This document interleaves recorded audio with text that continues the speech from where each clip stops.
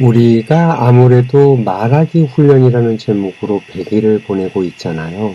그래서 저도 이 말하기에 대한 이야기를 하려고 나름 자료도 찾고 세상 사람들은 무슨 이야기를 하는지 좀 알아봤어요. 스피치 훈련, 자기계발 같은 것 말이죠.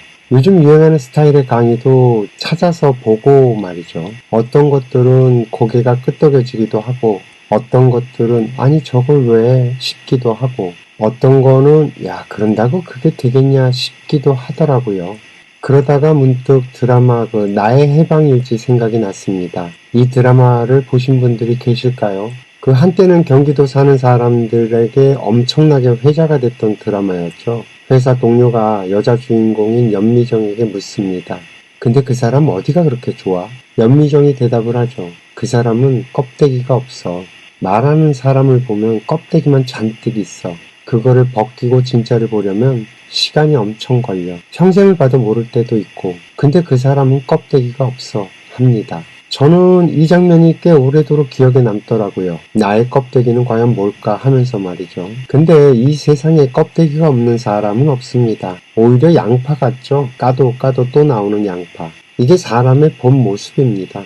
그 사람의 속은 내가 모르는 모습이 반드시 있어요. 그리고 인간은 또 그렇게 살아야만 합니다. 내 속을 다 드러내고 살면 다쳐요.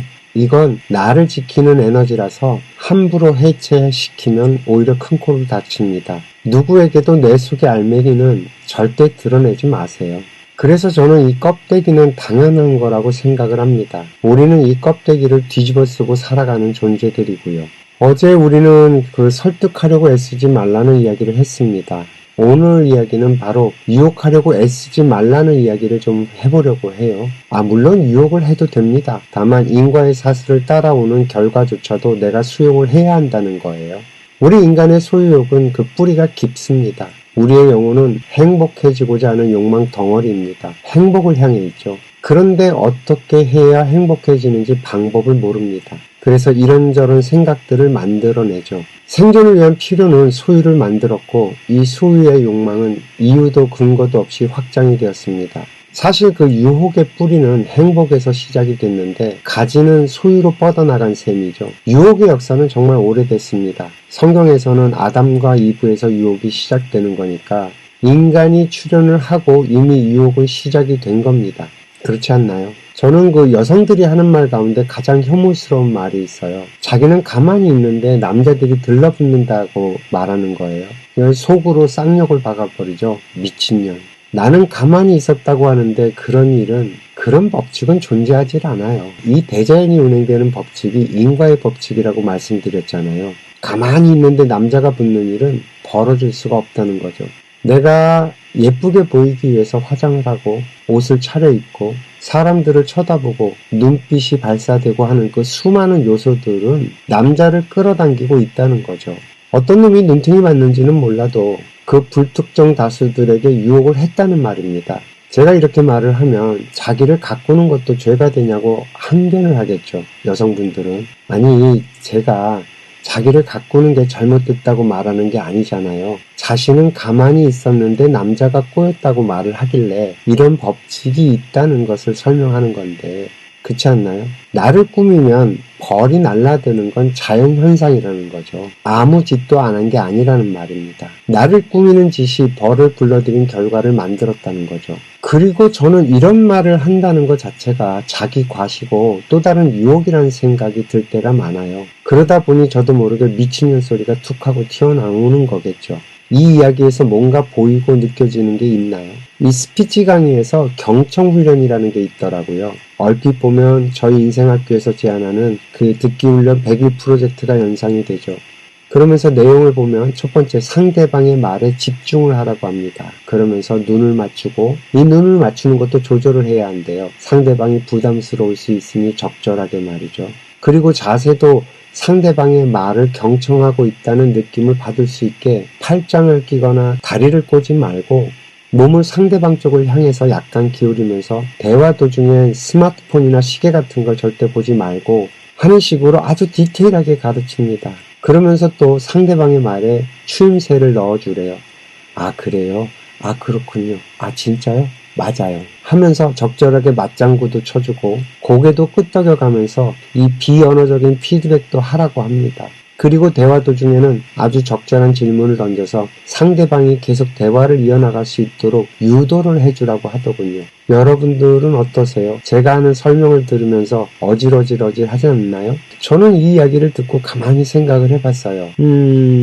저는 사람을 만나면 대화를 나눌 때 이미 그렇게 하고 있던데요. 저희 인생학교에선 이런 디테일한 구체적인 방법을 설명하지 않죠. 대신 중용의 구조를 인용해서 사람 대하는 일에 정성을 다하라고 합니다. 이게 사람에게 정성을 들이면 저절로 일어나는 일들일 텐데 말이죠. 대화를 나누는 상대방에게 관심이 생기고 그래서 궁금해지고 그래서 묻게 되고 저절로 그 사람이 하는 말에 집중을 하게 되고 눈을 맞추게 되고 공감이 되거나 이해가 되면 고개가 저절로 끄덕여지고 말이죠.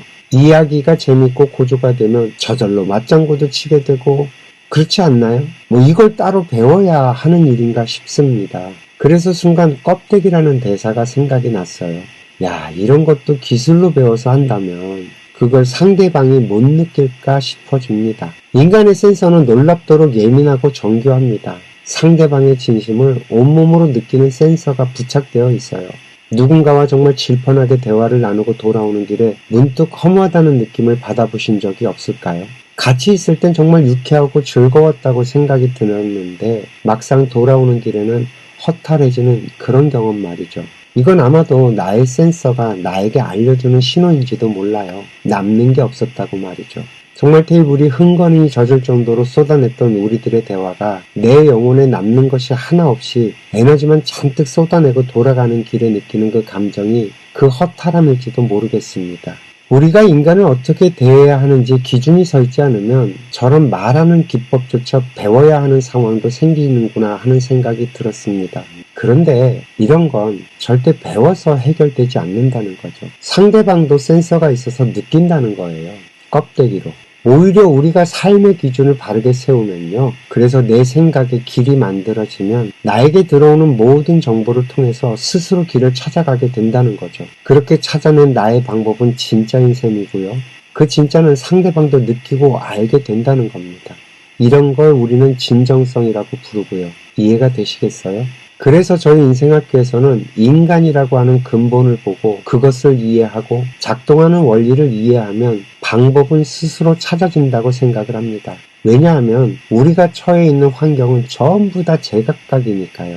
그 5만 가지 상황을 어떻게 일일이 다 설명할 수 있겠어요. 그저 나무 뿌리를 보면 가지가 뻗어나가는 건 저절로 알 수 있게 됩니다. 이해가 좀 되셨을까요? 오늘 이야기는 여기까지 하겠습니다. 시청해 주셔서 감사하고요. 행복하세요.